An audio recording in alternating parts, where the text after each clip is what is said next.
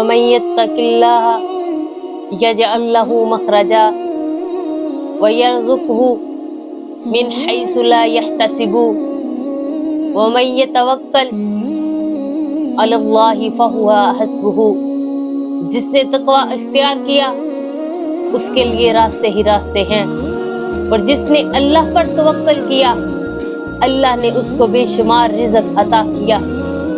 جب مشکل وقت آئے کسی سے امید مت رکھو، اللہ سے امید رکھو، میرے رب سے دور نہ ہو۔ اللہ کا قرآن غلط نہیں ہو سکتا، ہم میں تقوی نہیں ہے اس لیے ہم پھنستے چلے جا رہے ہیں۔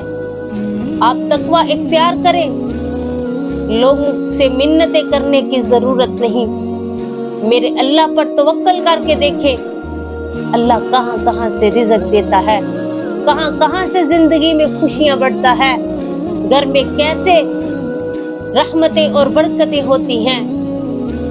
اللہ تعالیٰ کی مدد کی امیدوار رہیں، انشاءاللہ اللہ زندگی میں رحمتیں اور برکتیں نازل فرمائے گا۔ آمین ثم آمین۔